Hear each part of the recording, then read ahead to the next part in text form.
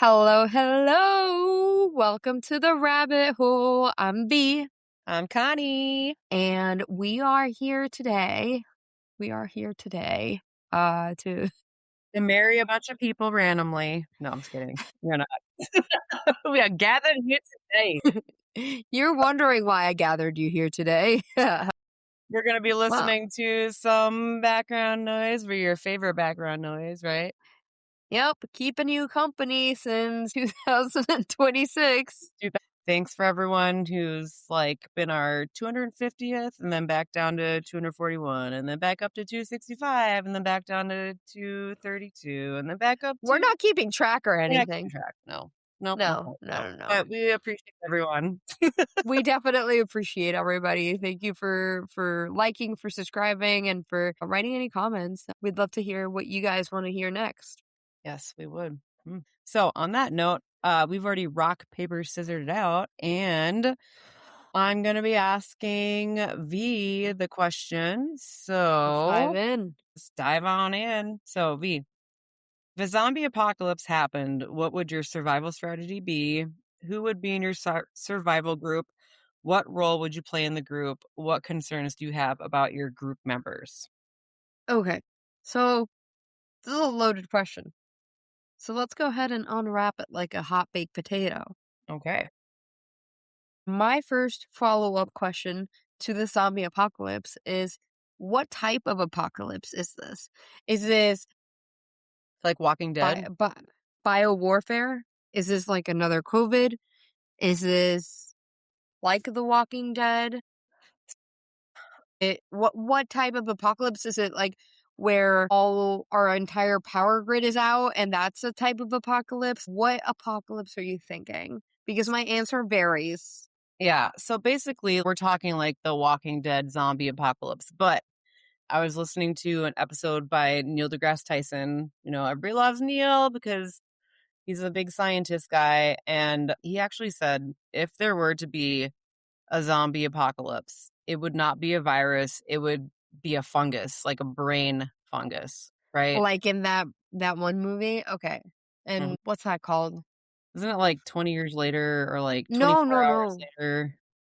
No, it's, the one where that has, Zaddy Pedro Pascal. Zaddy.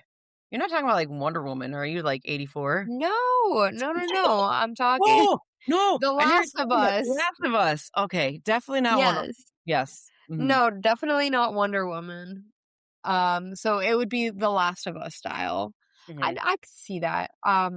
So all right, if it is that type of apocalypse, I think my survival strategy would be to gather a small group of us and go to an undisclosed location where we have some land and it is pretty far away from civilization, where you're not likely to interact with people. I think getting out of our crowded city is going to be probably the hardest thing to do.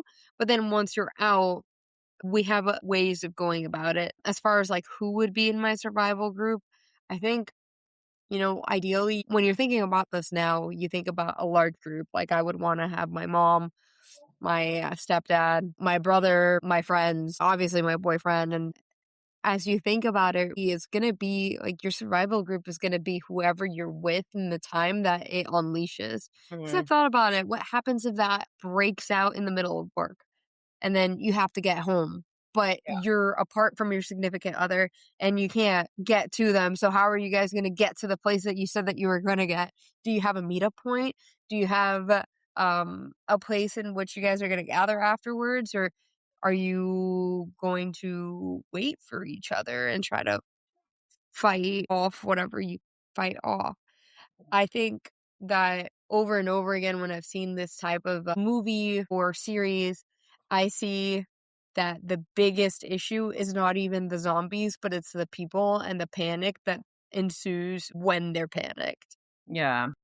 So I think that surviving people will be the hardest thing. Yeah, I definitely think that going somewhere remote, you're on the right track because I saw something where it talked about the mountains are gonna be the place to be. They're not gonna be affected by zombie apocalypse for, like, 4 or 5 months after it happens. Also, I don't know if you've read the book or seen the movie Bird Box. I think I saw the movie. Yeah, with Sandra Bullock and Yeah. but that kind of added like a psychological element because everybody was like, "What do we do? Don't look at the thing. Look at the thing. Did they get sucked in or not to looking at it or what kind of strategies would your group develop, right, to survive?" So we have a good variety of people in the group. I most of our group has some sort of skill that would be beneficial. For example, some of our friends are firefighters and some of them are nurses. My brother and my mom are a nurse and a doctor. So great skill set to have. Mhm. My boyfriend and some of his friends are really good with guns. Awesome. I barely know how to hold one. My skill set will be moral support, and feeding people. I will be in charge of feeding. I am definitely a gatherer here. All right. Like, I'm going to go ahead and build my garden and try to create some hydroponic planting system where we're able to grow our own food and crops based off of the scraps that we have in whatever home base Well, we land. But I don't think that I can contribute anything more than I mean, that's a very important skill though. Have you I guess I should ask, have you watched The Walking Dead at all or not really? It's okay, be honest. Connie. Yes, I am afraid that I am a scaredy cat. Okay. Well, there is an episode in The Walking Dead where they come to this compound and I believe that they were looking for some place for like shelter or whatever.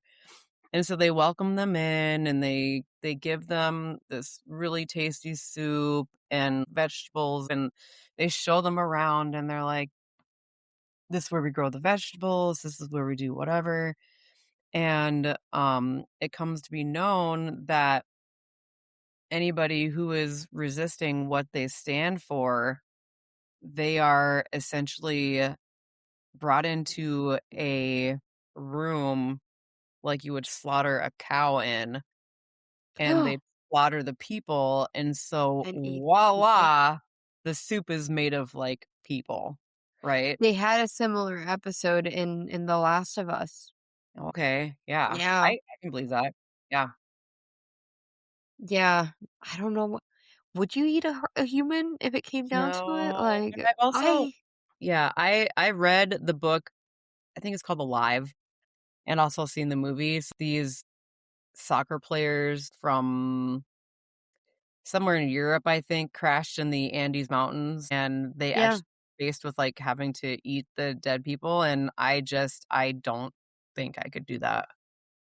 I also don't think that I could do that. I also think that until you are in a circumstance, you never know what you're capable of Yeah. doing. You really don't. You don't.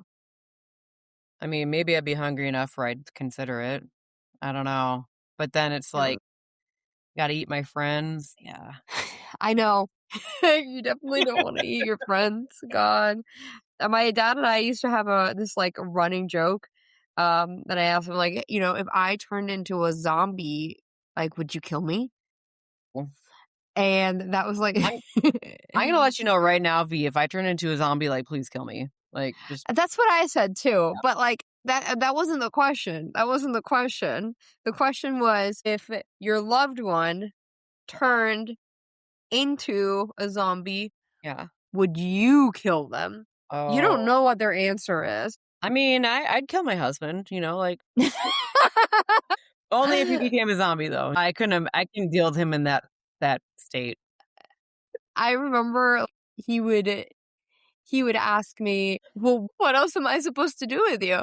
And he's like, I would tell him, "Well, I guess you could tie me up and keep me in the garage. Like that's an option, but that That's puts like you at risk." that's like another thing too. I was looking at the TikTok, of course, because once you start thinking about one thing, your algorithm starts evolving, right? And so there's videos of like if you just hit out for a long time, like assuming that zombies need food, which is people, they would die out.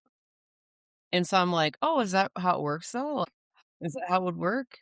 We just I hope that they mean, die out because then you could essentially just avoid them for a long time, right? I think that that's a really great point, and I think it comes back to the fact that the reason that we're all dying is because people are panicking.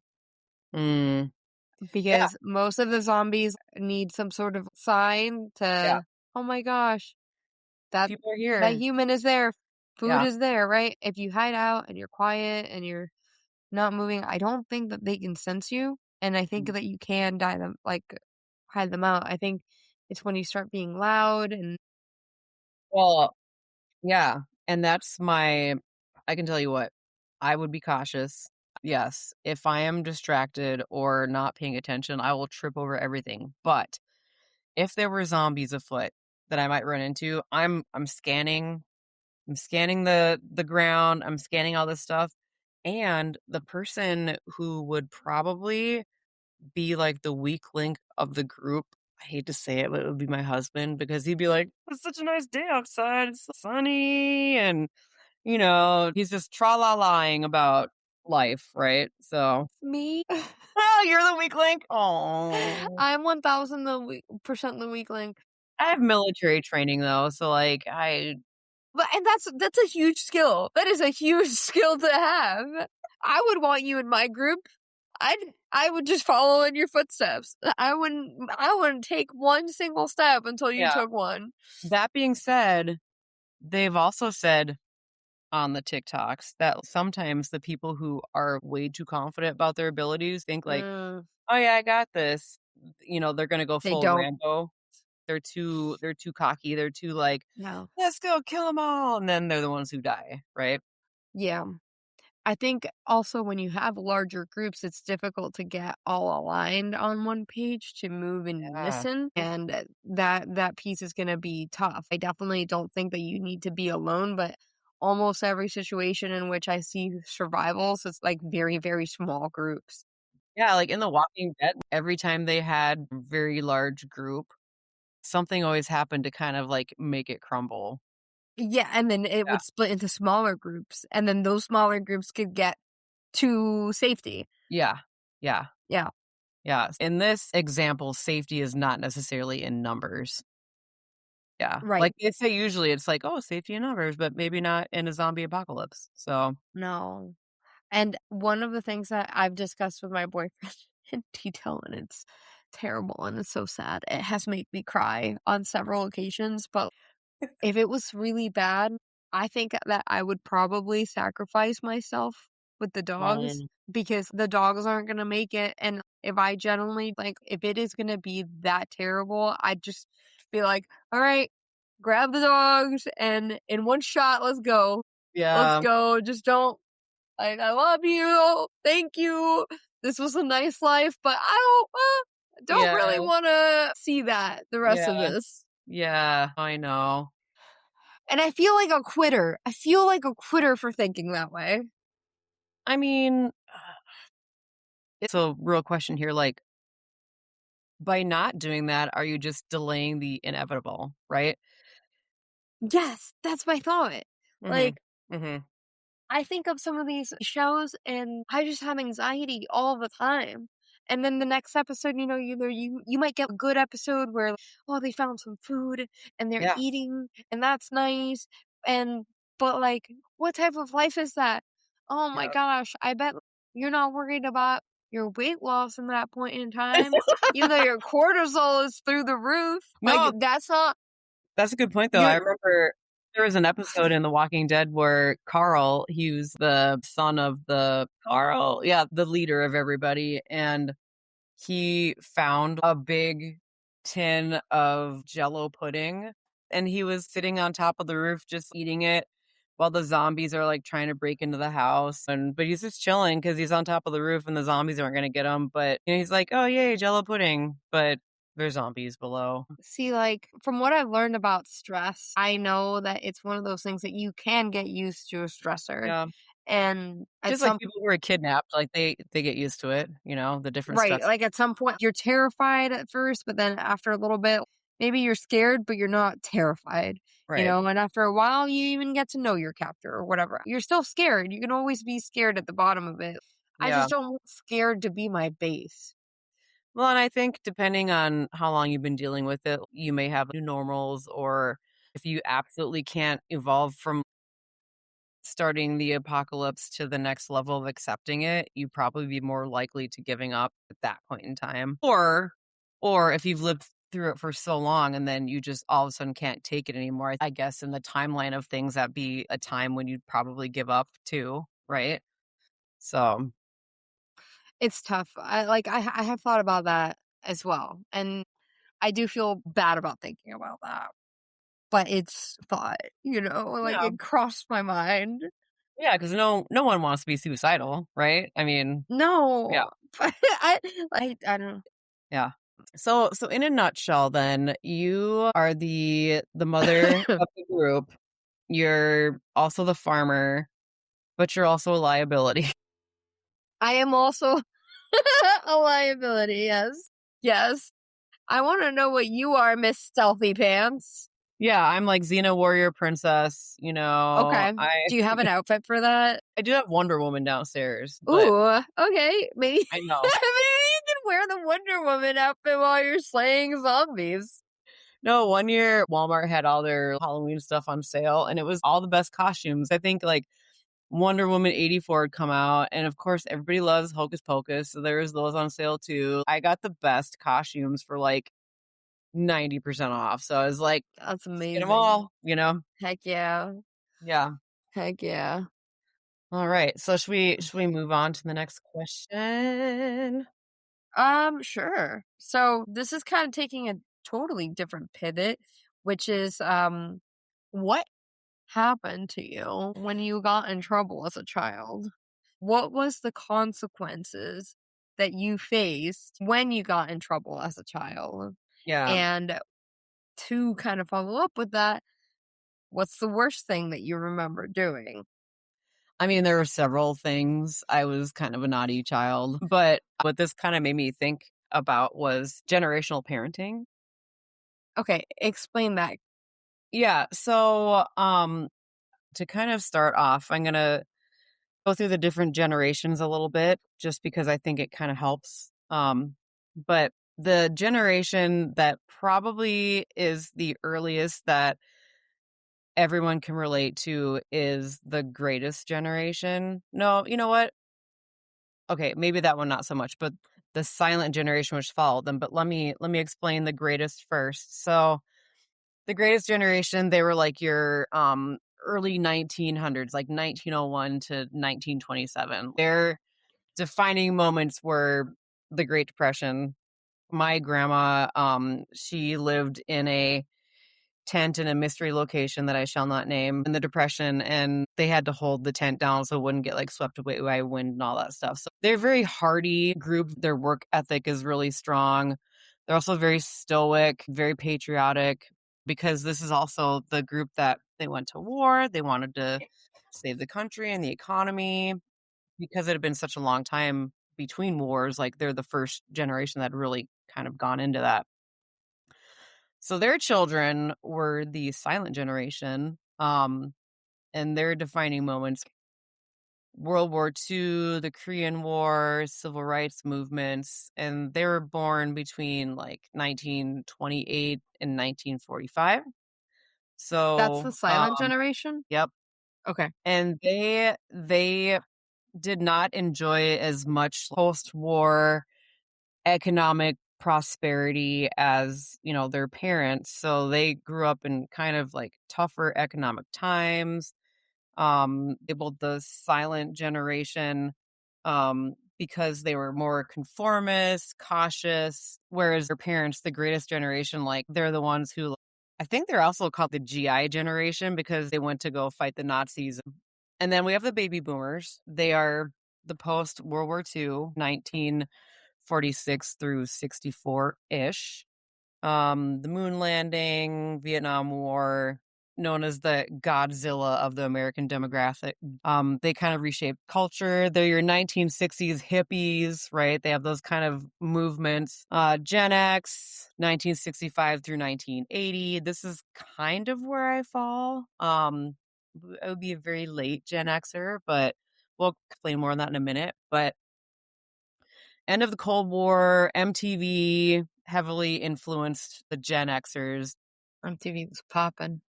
Yeah, computers like Oregon Trail, or Yeah. I've heard people say the older Gen X's were the Atari generation, and then Mhm. the youngest were the Nintendo generation, right? Yeah.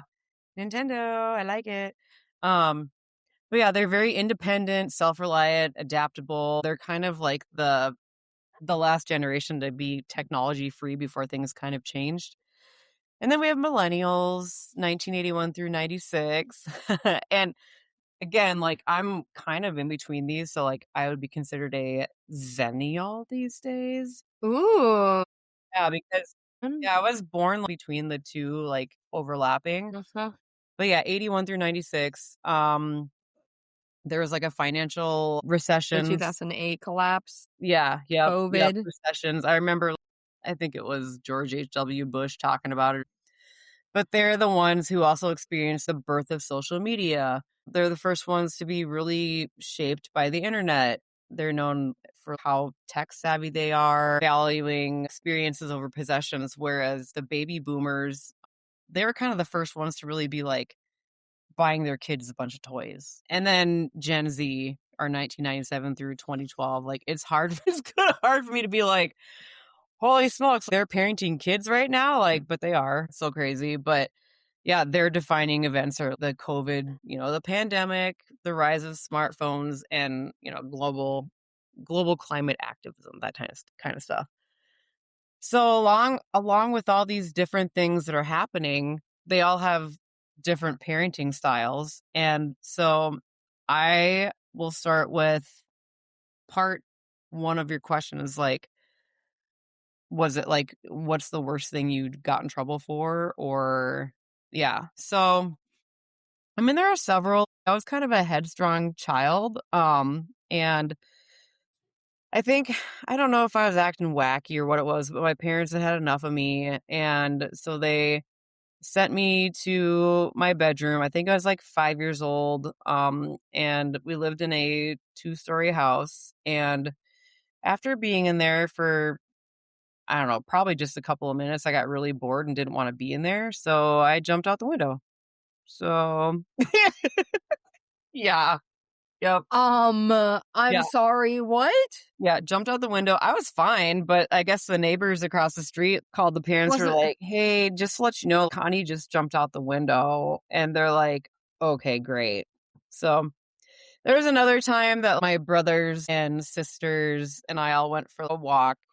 And this is during the winter time when we came back and there was this big snowdrift that was begging me to like write something in it with my finger. And it was right outside the front door. And so I wrote a swear word, the SHIT word. And I guess my mother was like, who wrote that? And I blamed it on my one of my brothers and they got in trouble. But then later I was discovered, no, it was really Connie. So like I was kind of a hellion, I guess, for what age I was and continued to be so throughout my childhood. Yeah, but along these lines too, I have had my fair share of let me turn my page here because it aligns right with where my parents are, like generationally. So my parents were born in 42 and 45, and so they are the very end of the silent generation, Oh, and they're mhm. big into punishments. So I had my fair share of spankings, open-handed, also with belts or coarse hairbrushes or having my mouth washed out with soap, right? But that was what I mean, seriously, I remember being in a camper and I got in trouble for I guess I shoplifted a candy bar or something, and I just didn't realize it was the wrong thing to do. So, like, I had my mouth washed out with soap, with Dawn dish soap. Oh my god, that sounds tasty. Awful. Yeah. Oh my god, it was so gross. Jesus. Yeah, but anyways, their type of punishment being from the silent generation, and I think it's because they were expected to be quiet, shut up. That's kinda like what their MO was, is physical punishments, fear-based. If you've seen Christmas Story, Ralphie's parents are like, or the mom is like, wait till your father gets home. So it's always, you screwed up. Just wait till your dad gets home. You're really going to get it. Or just no explanations for like getting in trouble or any rhymes or reasons. It's because I said so. And Mm, compliance was always kind of expected. But they were also on the cusp, of course, of the baby boomers, right? So like yeah. the war babies after everybody got home from the war. And I also experienced this too. So very psychological, very stern eye contact kind of made you feel like, what is wrong with you? Oh my Why would gosh. you do that? Do you ever get those when your parents yelled at you? That was one thing, but when your parents talked to you, Yeah. that was a totally different thing. Oh, They yeah. were Like, like, I'm so "V, disappointed in you. You're a I can't failure. believe that you did this. Yeah. Do you think this is fair?" That's a total boomer thing. So they would be stern eye contact. They'd use guilt or shame. Like, oh my gosh, that was my mom's MO. Like, just the shame thing. Oh my gosh. Yeah, like, "You've disappointed the family, we're gonna write you out of the will," like that kind of stuff. Yeah. Yeah, Gosh.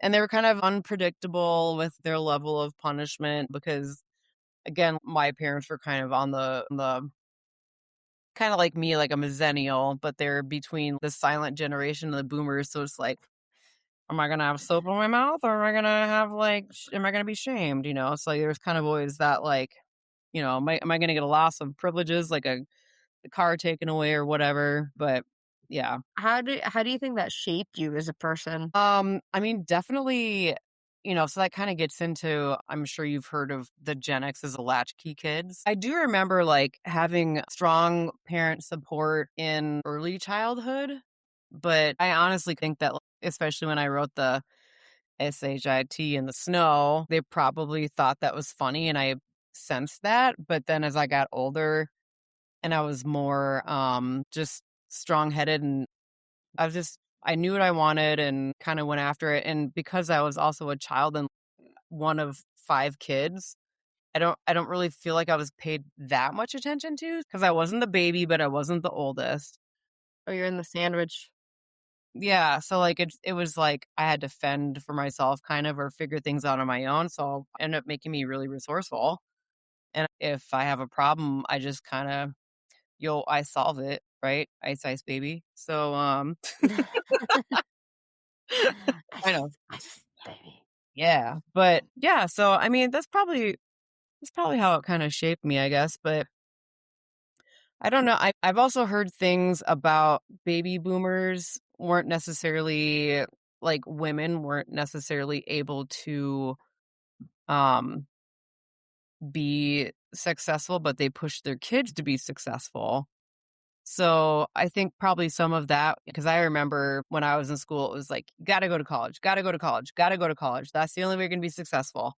And Yeah. that was really, like, pushed upon me, and I think that, I tried going to college, it didn't work the first time around, I wasn't ready, and that's why I ended up joining the military, but there was just that sense of they just wanted you to be secure in life, and the way to do that was to go to college. Yeah, but Yeah, it's really interesting how things like that have changed, and now more and more parents are kind of empowering their kids to own their own businesses at an early age so that they can yeah, retire early and live their life. I think that that's really interesting how things shift. I'm glad that you answered that question in terms of explaining all of the generations first, yeah, because I do think that that's a really big difference. My parents were, I think, baby boomer parents, mhm, and we are Spanish parents, so, a lot of guilt. You know, we got yeah, not only do I have, like, the boomer going for me, but I have the Spanish stacked on that, and the cherry on the top is the Roman Catholic Church. oh, yeah. The perfect You ever get the chanclas thrown at you? so funny, I did not get chanclas thrown at me very often, but I think that that was probably because I was a really good kid. Oh, I I was tell you what. before even shame could be in the picture, I was like, "No, I'm so sorry." I Yeah. was so afraid. Oh my gosh, my ex-husband was Hispanic, and His abuela. Oh my gosh, crack me up. So, San Antonio, Texas, they had like a big scorpion problem down there. And so every now and then we'd be visiting and they'd see the scorpion towards the doorway. And she just like take off her sandal and like throw it at that thing and beat it. And I was like, holy smokes. Like, she means business, man. And then I remember talking to her about it and she was so cute. She was like, oh yeah, y las cucarachas, you get the white salt and you chalk and you put it at the window. And but she was always so fun to talk to because she spoke broken English and I spoke kind of like same broken Spanish, but we could understand each other. I love that. I And that's know. the best. That's the Like best when one people one time try.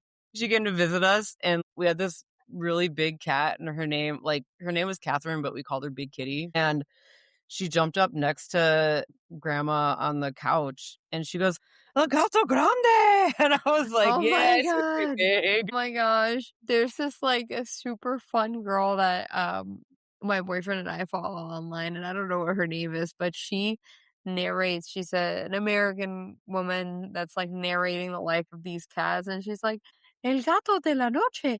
Like, and El señor The de la lady at noche. night or like That, yeah, yeah, yeah. And then like she has another cat that comes around and it's like Señora Calcetines, which is like Mrs. Socks. And it's oh my just gosh. so cute how she interacts with the cats. Like I love it. It's great. I love a good cat lady. That's the best.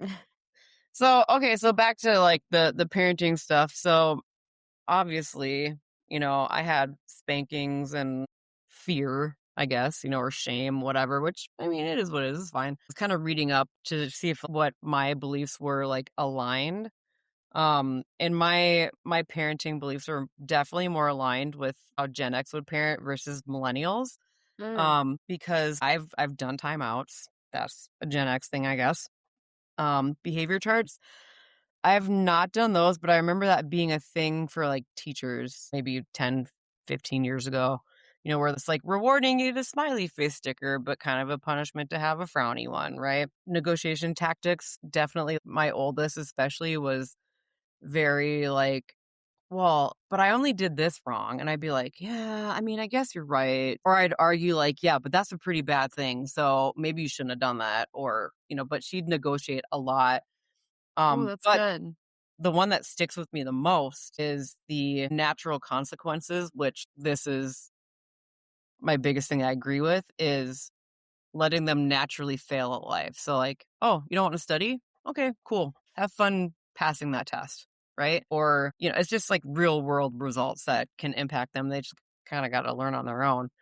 But millennials, they're the ones who it's like the gentle parenting. They reject the physical and the mental. They want to help their kids emotionally regulate and no timeouts to talk about their feelings. They talk about healthy boundaries, like, oh, I know you're angry, but you shouldn't bite your friend, that kind of stuff. But Yes. And the whole, I think that this is a big thing that's like, when your kids don't want to say thank you yeah, yeah, and they're like, okay, well, they don't want to say thank you, so they shouldn't have to.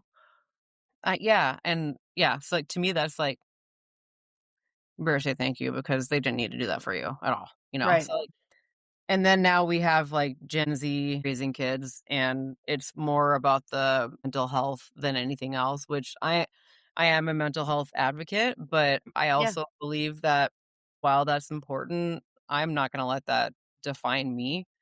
And I wish more people were like that because I feel like, and I could be wrong, it could be off base because I'm a Gen X, whatever, Zennial person, but I feel like there's a lot of people that use that as a crutch, like, oh, this happened to me, and so I know I can't be a fully functioning person, and I don't Yeah. like that. And I'm a big believer of the theory of attraction. And I think that the more that you talk about it, the more you're going to stay in that place.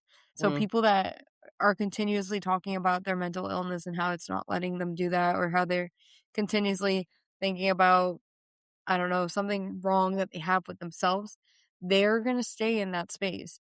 And they're not going to progress and move on because they're not allowing themselves to see anything further than that.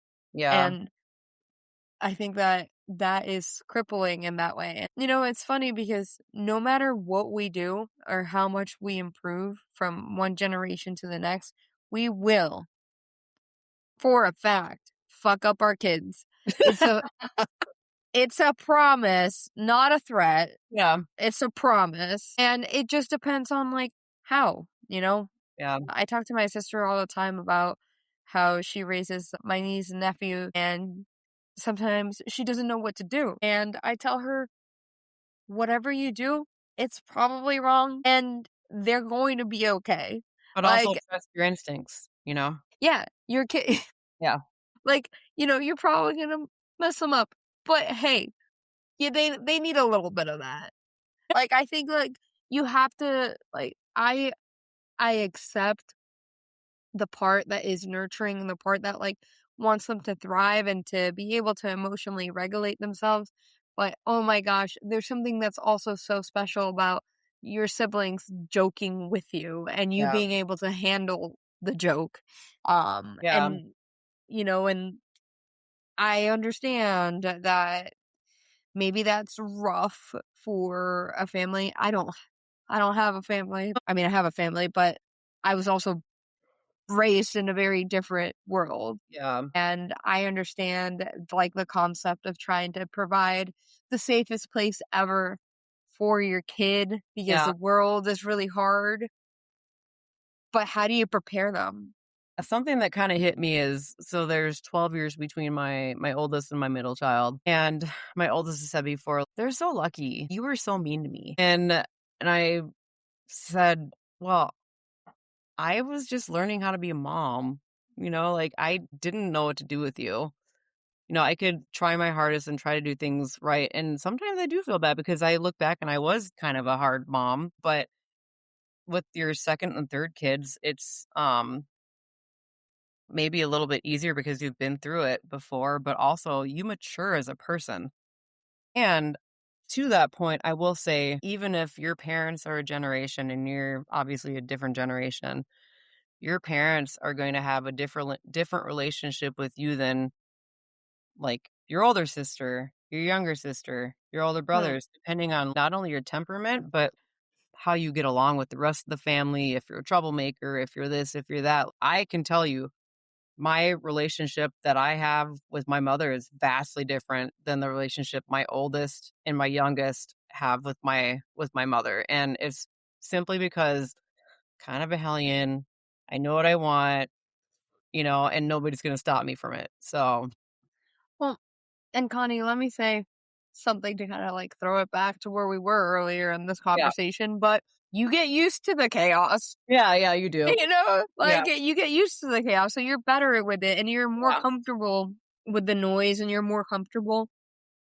It's like zombie parenting, it's like the same thing, like Get you get you a zombie for your next kid. yeah. Literally. I Oh think my they all god. turn into zombies when they're teenagers anyway, so it's just a matter of time.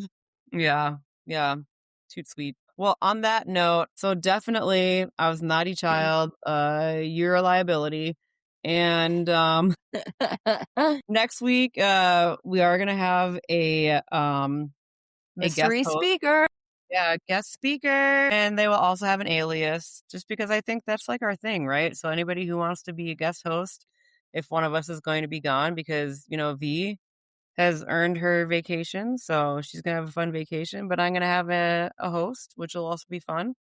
Yeah. But yeah, and then the week after that, we are gonna talk about our 555 face analyses, so that should be pretty fun. Yes. Yeah, we did our face analysis through the why the face or yeah, Yeah, why the face. why the face? WTF? So we are going to try to take the course and understanding that you guys don't know what we look like, we're going to do our best to show you that through Yeah. audio. Oop, Also, I think that if we both find who our celebrity lookalike is, it'd be kind there of we fun go. to do that. So, I already know who mine Ooh, is. Trying to think of who yours would be. I don't think I look like many celebrities. I mean, Kim Kardashian comes to mind. Oh, maybe. Oh gosh, my God. Ooh. Okay. No. I haven't even had avocado yet. Like, no. For those that don't know, I'm allergic to avocado, and that makes Ooh, my that's an lips awful be thing to be allergic to. I love avocado. Oh a my little god. Kylie Jenner lips, free Botox. All Mm. right. Well, I guess on that note, stay curious and we'll see you next week. Bye. Yeah. Bye.